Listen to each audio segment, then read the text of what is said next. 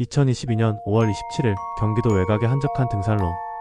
주말을 맞아 산을 찾았던 한 등산객의 발걸음이 멈춥니다. 짙은 녹음 사이로 있어야 할 곳에 있지 않은 물건이 눈에 띄었기 때문이죠. 그것은 바로 낡고 커다란 여행 가방이었습니다. 누가 이런 곳에 가방을 버렸을까? 불길한 예감에 휩싸인 등산객은 곧장 경찰에 신고합니다. 잠시 후 도착한 경찰이 조심스럽게 가방을 열었을 때 현장은 순식간에 비명과 경악으로 얼어붙습니다. 가방 안에는 사람의 신체 일부가 들어있었습니다. 그런데 이상했습니다. 토막난 시신의 절단면이 마치 숙련된 외과의가 수술이라도 한 것처럼 병적으로 깔끔했던 겁니다. 며칠 전 대한민국을 떠들썩하게 했던 한 남자의 실종 사건이 있었습니다. 국내 굴지의 식품기업 해창그룹의 후계자 박진우. 그의 아름다운 아내 이서연은 눈물로 남편의 실종을 알리며 온 국민의 안타까움을 샀었죠. 남편이 출장 간다고 하더니 연락이 안 돼요. 제발 무사히만 돌아왔으면 좋겠어요. 하지만 여행 가방 속 끔찍한 모습으로 발견된 시신은 바로 그 재벌 3세 박진우였습니다. 그리고 이 사건의 용의자로 체포된 사람은 놀랍게도 눈물로 남편을 찾던 아내 이서연이었습니다. 대한민국을 뒤흔든 21세기 신데렐라의 배신. 겉보기엔 완벽했던 이 부부에게 대체 무슨 일이 있었던 걸까요? 오늘 이야기는 한 여성의 꿈과 좌절, 그리고 파멸에 대한 기록입니다. 지금부터 시간을 거슬러 올라가 보겠습니다. 영상 보시기 전 구독, 좋아요 눌러주세요. 더 좋은 영상 제작에 큰 도움이 됩니다. 부탁드리겠습니다. 오늘 이야기의 주인공 이서연은 1981년 세상의 끝자락 같은 전라남도의 작은 어촌 마을에서 태어났습니다. 비릿한 갯내음과 갈매기 울음소리가 자장가였고 녹슨 양철 지붕 너머로 보이던 밤하늘의 별들이 그녀의 유일한 친구였죠. 하지만 그녀의 유년기는 낭만과는 거리가 멀었습니다. 낡은 앨범 속 희미한 사진으로만 기억되는 부모님을 일찍 여의고 그녀는 혈육이라곤 하나뿐인 이모의 집에 더부살이 신세로 얹혀 살아야 했습니다. 이모는 가난하고 고된 삶에 지쳐 조카를 살뜰히 챙길 여유가 없는 사람이었습니다. 서연은 늘 이모의 눈치를 살폈고 달아빠진 신발을 감추고 찢어진 옷을 기워 입으며 자신의 존재가 짐이 되지 않기 위해 안간힘을 썼습니다. 학교가 끝나면 곧장 식당으로 달려가 그릇을 닦았고 주말에는 공장에서 재봉틀을 돌리며 자기 앞으로 나오는 최소한의 생활비를 벌어야 했습니다. 까맣게 그을린 얼굴과 갈라진 손톱은 그녀의 고된 삶을 증명하는 훈장이자 족쇄였죠. 그럼에도 그녀는 희망의 끈을 놓지 않았습니다. 이 지긋지긋한 가난과 시궁창 같은 현실에서 벗어날 유일한 길은 스스로의 힘으로 일어서는 것뿐이라고 믿었습니다. 밤에는 식당 주방 한 구석, 희미한 백열등 아래서 낡은 책을 펼쳤습니다. 독하게 공부해 간호조무사 자격증을 딴 것은 그녀의 인생에서 처음으로 스스로의 노력으로 이뤄낸 성취였습니다. 이 작은 자격증 한 장이 언젠가 자신을 이 마을 밖으로 데려다줄 비행기 티켓이 될 것이라 굳게 믿었죠. 그녀의 꿈은 거창하지 않았습니다. 그저 누구의 눈치도 보지 않고 매달 꼬박꼬박 월급이 나오는 직장에서 평범하게 사는 것. 그것이 그녀가 바라는 전부였습니다. 하지만 시골의 작은 병원에서 받는 월급으로는 이모의 빚을 갚고 자신의 미래를 그리기엔 턱없이 부족했습니다. 20살이 되던 해 그녀는 마침내 결심합니다. 더 이상 이곳에 머물 수 없다. 기회의 땅 서울로 가자. 그렇게 단돈 몇십만 원과 낡은 가방 하나를 들고 그녀는 서울행 야간 열차에 몸을 실었습니다. 화려한 불빛과 높은 빌딩 숲, 그녀가 상상했던 서울은 그곳에 없었습니다. 현기증 나는 속도와 사람들의 무표정한 얼굴 속에서 그녀는 철저한 이방인이었죠. 간호조무사 경력은 번듯한 병원의 높은 문턱을 넘기엔 초라했고 그녀는 다시 식당과 카페를 전전하며 곰팡이 냄새가 진동하는 지하 단칸방의 월세를 겨우 감당해야 했습니다. 꿈을 안고 도착한 서울은 시골보다 더 혹독하고 비정한 시궁창이었습니다. 통장 잔고가 바닥을 보이고 며칠을 물로 배를 채우던 어느 날 마지막으로 일하던 곳에서마저 잘리고 맙니다. 방 한 구석에 앉아 차가운 벽에 기댄 채 그녀는 처음으로 모든 것을 포기하고 싶다는 생각을 했습니다. 바로 그때 한 친구가 은밀한 제안을 건넵니다. VVIP 고객들을 상대하는 온라인 기반의 만남 주선 서비스. 이름만 그럴듯하게 포장했을 뿐 실상은 부유한 남성들을 상대로 한 조건 만남이었습니다. 처음 그녀는 인간으로서의 마지막 존엄성을 지키고 싶어 단호히 거절했습니다. 하지만 당장 다음 달 월세를 내지 못하면 길거리로 나앉아야 할 처지. 빨간색 글씨로 찍힌 퇴거 통지서가 그녀의 숨통을 조여왔습니다. 며칠을 뜬 눈으로 밤을 새우며 고민하던 그녀는 결국 독한 마음을 먹고 스스로를 팔기로 결심합니다. 그녀의 아름다운 외모와 어딘가 모르게 순수함이 엿보이는 분위기는 상류층 남성들 사이에서 금세 입소문을 탔습니다. 그녀는 영혼 없는 미소를 지으며 그들이 원하는 여성을 연기했고 수치심과 굴욕감을 삼키며 하룻밤을 보냈습니다. 역설적이게도 그녀의 통장 잔고는 빠르게 늘어갔고 그녀는 더 이상 월세 걱정을 하지 않아도 되었습니다. 그리고 바로 그때 그녀의 인생을 송두리째 바꿔놓을 한 남자가 나타납니다. 국내 굴지의 식품기업 해창그룹의 후계자 박진우였습니다. 그는 다른 고객들과 달랐습니다. 그녀를 하대하거나 물건처럼 다루지 않았죠. 오히려 그녀의 이야기에 진심으로 귀를 기울여 주었고 그녀의 아픔에 공감해 주었습니다. 당시 이미 정략 결혼을 한 유부남이었지만 그는 서연을 본 순간 운명적인 사랑에 빠졌다고 고백했습니다. 서연 역시 자신을 진심으로 아껴주는 듯한 그의 모습에 점차 마음을 열었고 두 사람은 단순한 고객 이상의 관계로 발전했습니다. 박진우는 그녀가 그 일을 그만둘 수 있도록 강남의 최고급 오피스텔을 마련해 주었고 머리부터 발끝까지 명품으로 치장해 주었습니다.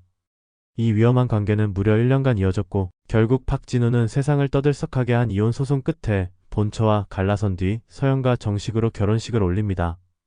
유흥업소 출신 21세기 신데렐라의 탄생. 언론은 연일 그녀의 이야기를 대서특필했고 그녀는 한순간에 대한민국에서 가장 유명한 여자가 되었습니다. 비록 시작은 불륜이었지만 그녀는 이제 모든 것을 가졌다고 지긋지긋한 과거와 완벽하게 단절했다고 믿었습니다. 세기의 결혼식, 온갖 미디어의 스포트라이트를 받으며 이서연은 마침내 해창그룹의 안주인이 되었습니다. 그녀의 삶은 하루아침에 마치 마법처럼 잿빛에서 황금빛으로 변했습니다. 드레스룸을 가득 채운 최신 명품 컬렉션, 그녀의 스케줄에 맞춰 24시간 대기하는 전담 기사와 미슐랭 스타 셰프, 그리고 파노라마처럼 펼쳐지는 한강의 야경이 그림같이 들어오는 최고급 펜트하우스까지. 지독한 가난 속에서 감히 상상조차 할 수 없었던 모든 것을 손에 넣었죠. 그녀는 매일 아침 눈을 뜰 때마다 이 모든 것이 꿈은 아닐까 자신의 볼을 꼬집어 보곤 했습니다. 하지만 동화의 마지막 장, 그리고 공주님은 왕자님과 오래오래 행복하게 살았답니다. 라는 문장은 현실 세계의 책에는 존재하지 않는 듯 했습니다. 유리구두는 생각보다 차갑고 날카로웠으며 그 안에서 그녀의 발은 서서히 상처 입고 있었습니다. 세상은 그녀를 21세기 신데렐라라고 불렀지만 그 화려한 수식어 뒤에는 불륜녀, 신분 상승을 위해 몸을 판 여자, 근본 없는 꽃뱀이라는 경멸적인 꼬리표가 그림자처럼 따라다녔습니다. 가장 견고하고 차가운 벽은 바로 그녀가 그토록 들어가고 싶어 했던 가족이라는 울타리, 즉 시댁이었습니다. 해창그룹의 안주인이자 막강한 권력자인 시어머니는 공식적인 가족 식사 자리에서조차 그녀에게 눈길 한 번 주지 않았습니다. 마치 그녀가 그 자리에 없는 투명 인간인 것처럼 대했죠. 용기를 내어 대화에 끼어들라치면 근본도 모르는 애가 어른들 말씀하시는데 어디 끼어드니라는 싸늘한 면박이 날아와 그녀의 혀를 얼어붙게 만들었습니다. 집안의 대소사는 물론 하다못해 주말 가족 외식 장소를 정하는 일에서조차 그녀는 철저히 배제되었습니다. 남편의 형제들 역시 마찬가지였습니다. 그들은 결코 그녀를 동서나 재수씨라고 부르지 않았습니다. 언제나 그 여자 혹은 진우가 데리고 오네라고 지칭하며 그녀의 존재 자체를 인정하지 않으려 했습니다. 수백 평 대저택 안 수많은 고용인들 사이에서 그녀는 완벽하게 고립된 외딴 섬이었습니다. 이런 상황에서 그녀가 기댈 곳은 오직 남편 박진우뿐이었습니다. 그래서 그녀는 더욱 필사적으로 완벽한 아내가 되려 했습니다. 남편의 식습관부터 사소한 버릇, 좋아하는 와인 빈티지까지 모두 파악해 그의 일거수일투족을 챙겼습니다. 시댁 식구들의 마음을 얻기 위해 값비싼 선물을 하고 그들의 비위를 맞추기 위해 자존심을 버리고 온갖 노력을 다했지만 돌아오는 것은 변함없는 냉대뿐이었습니다. 시간이 흐를수록 부부 사이에도 미묘한 균열이 생기기 시작했습니다. 연애 시절의 뜨거움은 급격히 식어갔고 박진우는 아내를 점차 자신의 사회적 지위를 과시하는 아름다운 트로피나 전리품처럼 여기기 시작했습니다. 부부관계는 소원해졌고 대화는 단절되었습니다. 서연은 이 모든 위기를 타개할 유일한 방법은 아이뿐이라고 생각했습니다. 특히 해창그룹의 대를 이을 아들을 낳는다면 이 모든 냉대와 무시를 단번에 뒤집고 시댁의 인정을 받는 것은 물론 식어버린 남편의 사랑도 되찾을 수 있을 거라 굳게 믿었습니다. 그것만이 그녀가 이 집에서 살아남을 유일한 길처럼 보였습니다. 하지만 그녀의 간절한 바람과 달리 아이는 쉽게 생기지 않았습니다. 조급해진 부부는 결국 국내 최고의 불임 클리닉을 찾아 시험관 시술을 시작했습니다. 매일 정해진 시간에 차가운 주사 바늘을 스스로의 배에 꽂으며 그녀는 굴욕감과 희망 사이를 위태롭게 오갔습니다. 몇 번의 실패가 반복되자 남편의 짜증은 눈에 띄게 늘어났고 시어머니는 내 몸에 무슨 문제가 있는 것 아니냐, 예전에 하던 일 때문은 아니고? 라며 대놓고 그녀의 과거를 들쑤시며 상처를 주었습니다. 모든 것을 포기하고 싶었던 절망의 끝에서 2021년 마침내 그녀는 딸을 품에 안았습니다. 비록 그토록 바라던 아들은 아니었지만 그녀는 자신의 모든 것을 걸고 이 작은 생명체를 지키겠다고 다짐했습니다. 아이의 울음소리가 대저택에 울려 퍼지자 서연은 비로소 진정한 행복을 찾았다고, 이제야 진짜 가족이 되었다고 생각했습니다. 그러나 그 행복은 짧은 신기루에 불과했습니다. 아이가 태어난 후 박진우는 오히려 더 가정에 소홀해졌습니다. 육아는 오롯이 서연과 베이비시터의 몫이었고 그는 잦은 회식과 해외 출장을 핑계로 외박하는 날이 급격히 늘어났습니다. 그의 최고급 수트에서는 늘 낯선 여자들의 향수 냄새가 배어 있었고 한밤중 서재에서 누군가와 은밀하게 통화하거나 아내 몰래 휴대폰을 확인하는 모습이 자주 목격되었습니다. 과거 자신이 그랬던 것처럼 남편이 또 다른 제2의 이서연을 만나고 있는 것은 아닐까? 끔찍한 의심이 톡초처럼 그녀의 마음속에서 무섭게 자라나기 시작했습니다. 그녀는 밤마다 악몽을 꾸며 잠을 이루지 못했고 의사의 처방 없이는 신경안정제를 구하기 힘들어지자 불법적인 경로를 통해 약을 구하며 하루하루를 버텼습니다. 결국 그녀는 의심의 실체를 확인하기 위해 해서는 안 될 선택을 합니다. 거액의 수표를 끊어 업계 최고라는 흥신소를 고용한 것입니다. 며칠 후 탐정에게서 한 뭉치의 사진이 담긴 봉투가 도착했습니다. 떨리는 손으로 봉투를 연 순간 그녀의 세상이 무너져 내렸습니다. 고화질 카메라로 찍힌 사진 속에서 박진우는 젊고 아름다운 여성과 너무나도 다정하게 팔짱을 낀 채 강남의 한 최고급 호텔로 들어서고 있었습니다. 다음날 아침 두 사람이 함께 호텔을 나서는 모습까지 선명하게 찍혀 있었죠. 남편의 외도는 상상이 아닌 잔인한 현실이었습니다. 그날 밤 그녀는 남편에게 사진을 내밀며 이혼을 요구했습니다. 그러자 박진우는 그 자리에서 무릎을 꿇고 눈물로 용서를 구했습니다. 한 번의 실수였다. 사업상 어쩔 수 없는 첩대 자리였다. 갓 태어난 우리 딸을 봐서라도 제발 용서해달라. 그의 진심인지 악어의 눈물인지 모를 사과의 서연의 마음은 복잡하게 흔들렸습니다. 무엇보다 딸에게서 아버지를 빼앗아 자신처럼 불우한 어린 시절을 겪게 하고 싶지 않았습니다. 그녀는 깊은 고민 끝에 이것이 마지막 기회임을 서늘하게 경고하며 남편의 사과를 받아들입니다. 하지만 이미 금이 가버린 유리구두는 언제 산산조각 나도 이상하지 않을 위태로운 상태였습니다. 남편의 외도를 한 차례 용서한 후 서연의 삶은 마치 얇게 얼어붙은 살얼음판 위를 걷는 것 같았습니다. 그녀는 겉으로는 평온을 되찾은 듯 해창그룹 안주인의 역할을 더욱 완벽하게 수행해냈습니다. 하지만 그녀의 내면은 단 하루도 편할 날 없이 불안과 의심이라는 검은 파도에 휩쓸리고 있었죠. 그녀는 완벽한 아내이자 완벽한 엄마가 되는 것에 병적으로 집착했습니다. 매일 아침 남편의 넥타이 색깔부터 셔츠의 커프스 버튼까지 직접 골랐고 최고급 유기농 식재료로 임금님 수라상 부럽지 않은 저녁 식사를 차려냈습니다. 딸을 위해서는 강남의 네로라 하는 영재 교육 프로그램을 모두 등록시키고 최고급 명품 아동복으로 아이를 치장하며 자신의 모든 것을 쏟아부었습니다. 이 모든 것은 어쩌면 남편을 가정이라는 울타리 안에 붙잡아 두려는 그녀의 처절한 몸부림이었을지도 모릅니다. 하지만 그녀의 이런 필사적인 노력은 이미 마음이 떠난 남편을 붙잡을 수 없었습니다.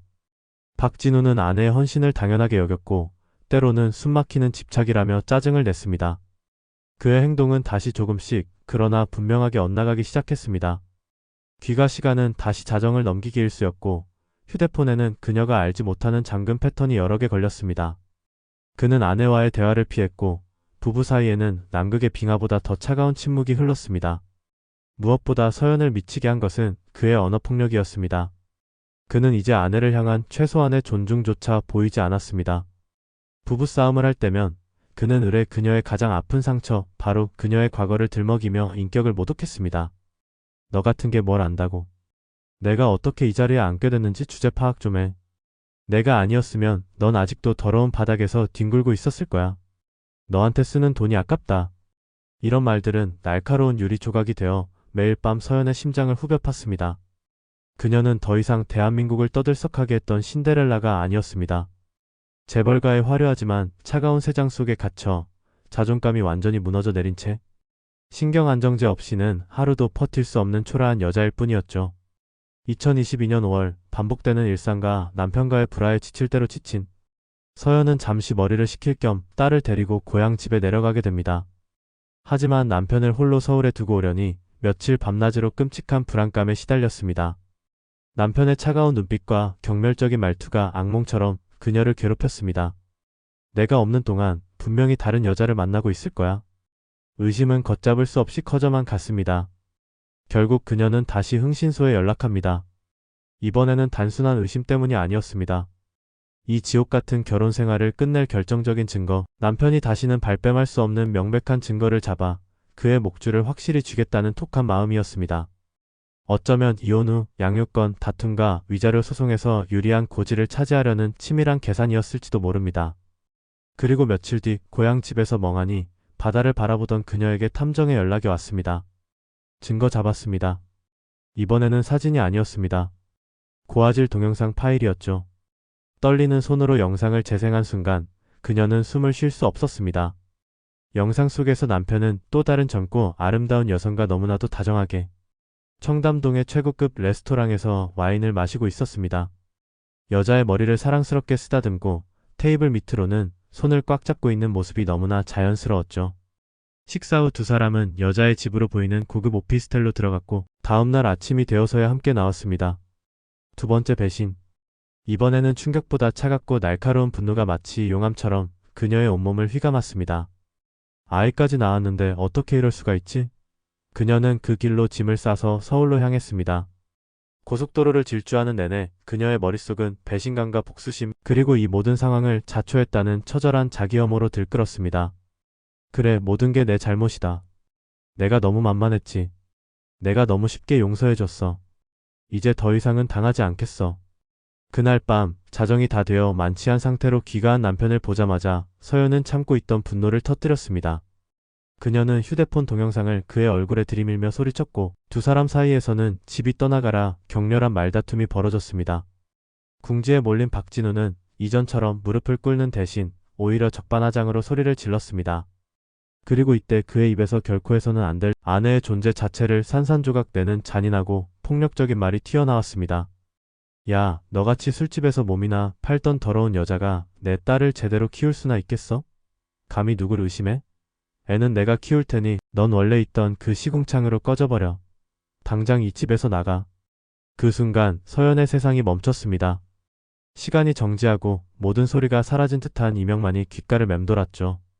바람, 폭행, 무시 그동안 당해왔던 모든 모욕과 멸시를 참을 수 있었던 단 하나의 이유, 바로 딸이었습니다.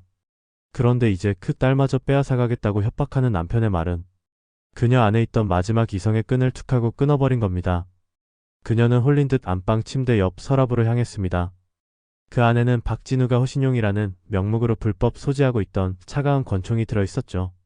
그녀는 차가운 금속의 감촉을 느끼며 망설임 없이 총을 꺼내 들었습니다. 그리고 거실에서 여전히 자신을 향해 경멸적인 독서를 퍼붓고 있는 남편을 향해 망설임 없이 방아쇠를 당겼습니다. 탕! 하는 날카로운 총성과 함께 박진우는 그 자리에 쓰러졌습니다. 한때는 자신의 구원자이자 세상의 전부였던 남편이 그렇게 그녀의 손에 허무하게 세상을 떠난 겁니다. 거실에는 화약 냄새와 함께 지독한 침묵만이 흘렀습니다. 그녀의 신데렐라 스토리는 그렇게 핏빛 비극으로 막을 내리고 있었습니다. 탕!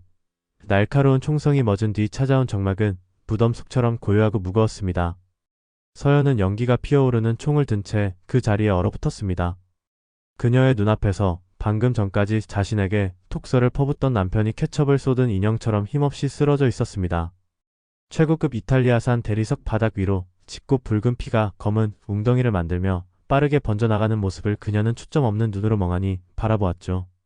자신이 무슨 짓을 저질렀는지 비로소 깨달은 순간 극심한 공포와 함께 위액이 역류하며 구토가 치밀어 올랐습니다. 그녀는 바닥에 주저앉아 한동안 짐승처럼 가쁘게 숨을 몰아쉬었습니다. 이제 모든 게 끝났다. 나는 살인자다. 내 사랑하는 딸은 이제 살인자의 딸이 되는 건가? 절망적인 생각들이 그녀의 머릿속을 면도날처럼 스쳐 지나갔습니다. 창밖으로 언뜻 보이는 화려한 도시의 야경이 마치 그녀의 삶을 조롱하는 듯 비현실적으로 느껴졌습니다. 하지만 그 혼란과 공포의 시간은 길지 않았습니다. 극도의 충격과 공포는 곧이어 섬뜩할 정도로 냉정한 이성으로 대체되었습니다. 어쩌면 그것은 그녀가 밑바닥 인생을 살며 혹독한 세상과 싸워 이기기 위해 터득한 생존 본능이었을지도 모릅니다. 그녀의 머릿속에서 과거 간호조무사로 일하며 어깨너머로 배웠던 해부학적 지식과 차가운 현실 인식이 번개처럼 깨어났습니다. 이대로 잡힐 수는 없다. 내가 잡혀가면 내 딸은 저 인간의 가족들 손에 넘어갈 것이다. 나를 경멸하고 무시하던 그들에게 내 딸을 빼앗길 수는 없어. 이 모든 것을 완벽하게 지워야 한다. 이 순간 그녀는 더 이상 겁에 질린 피해자가 아니었습니다. 자신의 미래와 세상의 전부인 딸을 지키기 위해 무슨 짓이든 할 수 있는 냉혹한 범죄자로 변모한 것입니다. 그녀는 곧장 지하 창고로 내려가 대형 방수포와 두꺼운 비닐, 각종 청소 도구와 강력 세제들을 챙겨 올라왔습니다. 그리고 남편의 시신을 욕실로 힘겹게 끌고 갔죠. 그녀의 행동은 놀라울 정도로 침착하고 체계적이었습니다. 먼저 피가 타일 틈새에 스며들거나 하수구로 흘러 들어가지 않도록 욕실 바닥과 벽 전체를 방수포와 비닐로 꼼꼼하게 덮었습니다. 그리고 마치 숙련된 기술자처럼 조금의 망설임도 없이 시신을 훼손하기 시작했습니다. 뼈와 관절의 구조를 정확히 파악하여 최소한의 힘으로 시신을 여러 조각으로 절단했습니다. 출혈을 최소화하고 절단면을 깔끔하게 처리하는 그녀의 모습은 방금 전까지 사랑하고 증오했던 남편을 살해한 사람이라고는 도저히 믿기지 않을 정도였죠. 이 끔찍하고 역겨운 작업은 동이 터올 때까지 밤새도록 이어졌습니다. 그녀는 지치지도 두려워하지도 않았습니다. 오직 완벽하게 처리해야 한다는 단 하나의 생각만이 그녀를 지배하고 있었습니다. 날이 밝아올 무렵 그녀는 토막낸 시신을 검은 비닐봉지에 여러 겹으로 싼 뒤 얼마 전 해외여행을 위해 구매했던 최고급 브랜드의 대형 여행 가방 3개에 나눠 담았습니다. 그리고 집안에 남은 아주 작은 혈흔과 증거들을 지우기 시작했습니다. 락스와 강력 세제를 풀어 거실 바닥과 욕실을 몇 번이고 닦아냈고 과학수사에서 사용하는 루미놀 반응까지 염두에 두며 증거 인멸에 총력을 기울였습니다. 범행에 사용된 도구들은 모두 따로 모아 폐기할 준비를 마쳤습니다. 마치 아무 일도 없었다는 듯 핏빛으로 물들었던 집은 다시 평온하고 고요한 모습을 되찾았습니다. 그녀는 지친 몸을 이끌고 딸이 자는 방으로 들어가 천사처럼 잠든 아이의 얼굴을 한참 동안이나 쓸어보았습니다. 엄마가 다 지켜줄게. 그녀의 눈빛은 그 어느 때보다 단단하고 차가웠습니다.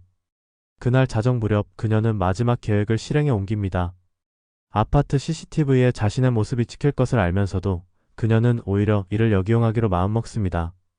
태연하게 엘리베이터를 이용해 끔찍한 내용물이 담긴 여행 가방들을 하나씩 주차장으로 옮겼죠. 한눈에 봐도 무거워 보이는 가방을 혼자서 낑낑대며 나르는 모습을 의도적으로 노출했습니다. 훗날 경찰 조사에서 남편이 갑자기 지방 출장을 간다고 해서 밤늦게 짐을 내려다 줬을 뿐이다라고 알리바이를 만들기 위한 치밀한 계산이었습니다. 100kg에 가까운 무게였지만 그녀는 초인적인 힘을 발휘해 그 모든 것을 자신의 SUV 차량 트렁크에 실었습니다. 그리고 깊은 새벽 그녀는 차를 몰아 경기도 외곽의 한적한 야산으로 향했습니다. 내비게이션에도 잘 나오지 않는 인적이 드문 등산로를 칠흑 같은 어둠 속에서 헤매며 그녀는 남편의 흔적이 담긴 여행 가방을 하나씩 다른 장소에 유기했습니다. 숲속 깊은 곳, 계곡 아래, 덤불 속 최대한 발견되기 어려운 곳을 골랐습니다. 모든 것을 끝내고 집으로 돌아온 그녀는 마치 긴 여행에서 돌아온 사람처럼 샤워를 하고 아무렇지 않게 딸의 곁에 누워 잠이 들었습니다. 그리고 이틀 뒤 그녀는 경찰서에 전화를 걸어 세상에서 가장 비통하고 절박한 목소리로 남편의 실종을 신고했습니다. 그녀의 완벽한 연기에 언론과 대중은 감쪽같이 속아 넘어갔고 모두가 비련의 여주인공이 된 그녀를 동정하며 남편이 무사히 돌아오기만을 기도했습니다. 하지만 그녀의 완전 범죄 계획은 그녀가 미처 계산하지 못한 과학수사의 힘 앞에서 결국 무너지고 맙니다. 경찰은 진술을 계속 번복하고 남편의 실종 경로에 대해 비상식적인 설명을 늘어놓는 그녀를 수상히 여겼습니다. 결정적으로 확보한 아파트 CCTV 영상과 그녀의 휴대폰 위치 기록, 그리고 차량의 하이패스 기록은 그녀가 제시한 알리바이와 정면으로 배치되었습니다. 그녀가 쌓아 올린 거짓말의 성은 그렇게 서서히 무너져 내리고 있었습니다. 경찰의 수사망이 점점 그녀의 목을 조여오고 있었습니다. 이서연의 자백과 함께 대한민국은 거대한 충격과 혼란에 휩싸였습니다. 21세기 신데렐라가 사실은 남편을 살해하고 시신까지 훼손한 희대의 악녀였다는 사실에 대중은 경악을 금치 못했죠. 언론은 연일 자극적인 헤드라인으로 사건의 전말을 보도했고 그녀의 불우했던 과거부터 재벌가에 입성하여 파국에 이르기까지의 모든 과정이 다시 한번 대중의 입에 오르내리며 가십처럼 소비되었습니다. 한편에서는 그녀의 비극적인 삶에 동정하며 오죽했으면 그랬을까라는 여론이 형성되기도 했지만, 다른 한편에서는 그녀를 신분 상승에 눈이 먼 탐욕스러운 살인마로 규정하며 비난하는 목소리가 더욱 거셌습니다. 2024년 마침내 이서연의 재판이 열렸습니다. 법정은 세기의 재판을 지켜보려는 취재진과 방청객들로 발디딜 틈이 없었죠. 수척해진 모습으로 피고인석에 선 그녀는 시종일관 고개를 숙인 채 아무 말도 하지 않았습니다. 이 재판의 가장 큰 쟁점은 범행의 동기와 계획성 여부, 즉 계획적인 살인이었나 아니면 우발적인 범행이었나 하는 것이었습니다. 이는 그녀의 형량을 결정할 가장 중요한 요소였기 때문입니다. 서연의 변호인 측은 그녀가 오랫동안 남편의 반복되는 외도와 상습적인 언어폭력, 그리고 시댁의 무시와 냉대 속에서 극심한 정신적 고통을 겪어온 명백한 가정폭력의 피해자라고 주장했습니다. 특히 사건 당일 남편 박진우가 그녀의 가장 아픈 과거를 들먹이며 목숨처럼 소중한 딸을 빼앗아가겠다고 협박한 것이 그녀의 이성을 마비시킨 결정적인 계기가 되었다고 강조했죠. 변호인은 그녀가 극심한 공포와 분노 속에서 심신미약 상태에 빠져 저지른 우발적 정당방위에 가깝다는 논리를 펼쳤습니다. 최후 변론에서 이서연은 눈물로 자신의 죄를 참회하면서도 한 여자로서 그리고 한 아이의 엄마로서 겪어야 했던 고통을 흐느끼며 호소했습니다. 그녀의 눈물 섞인 최후 진술은 방청석의 일부를 동정심으로 물들이며 여론을 흔들기도 했습니다. 하지만 검찰의 반박은 날카롭고 집요했습니다.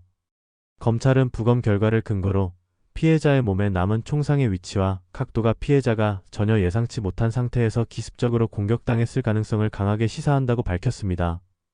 피해자에게서는 어떠한 저항의 흔적, 즉 방어흔이 전혀 발견되지 않았다는 점을 지적했죠. 무엇보다 검찰은 남편을 살해한 직후 보인 그녀의 행동에 주목했습니다. 우발적으로 사람을 죽인 사람이 보일 수 있는 공황 상태나 혼란스러움 대신 그녀는 놀라울 정도로 침착하고 냉정하게 범행 현장을 정리하고 증거를 인멸했습니다.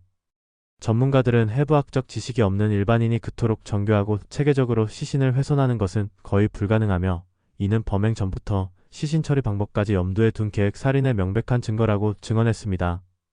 또한 박진우의 지인들은 법정에서 그가 다소 철없는 재벌 3세였을지는 몰라도 결코 아내에게 폭력을 행사하거나 폭언을 일삼는 사람이 아니었다고 증언하며 이서연의 주장을 정면으로 반박했습니다. 과연 누구의 말이 진실일까요? 그녀의 눈물은 진실한 참회의 눈물이었을까요? 아니면 형량을 줄이기 위한 계산된 연기였을까요? 치열한 법정 공방 끝에 재판부는 결국 검찰의 손을 들어주었습니다. 재판부는 판결문에서 피고인이 남편의 외도 등으로 정신적 고통을 겪은 점은 일부 인정되나 인간의 생명을 침해하는 행위는 어떠한 이유로도 정당화될 수 없다고 밝혔습니다. 또한 범행 수법이 매우 잔혹하고 반인륜적이며 범행 후 증거를 인멸하고 거짓 진술로 수사를 방해하는 등 진심으로 반성하는 태도를 보이지 않는 점 등을 들어 그녀에게 19년이라는 중형을 선고했습니다. 한때 대한민국 모든 여성의 부러움을 샀던 신데렐라 이서연은 차가운 수갑을 찬 채 교도소에 수감되었습니다. 여러분은 이 사건에 대해 어떻게 생각하시나요? 그녀는 정말 참을 수 없는 고통 속에서 마지막 선택을 한 비운의 여인이었을까요? 아니면 자신의 탐욕과 분노를 이기지 못하고 남편을 살해한 뒤 동정심을 유발하기 위해 거짓 눈물을 흘린 희대의 악녀였을까요? 그녀의 자백은 진심이었을까요? 아니면 가명을 위한 치밀한 전략이었을까요? 이 사건에는 여전히 너무나 많은 의문이 남아 있습니다. 그리고 그 진실은 어쩌면 차가운 교도소 독방 안에서 매일 밤 악몽에 시달릴 그녀만이 알고 있겠죠.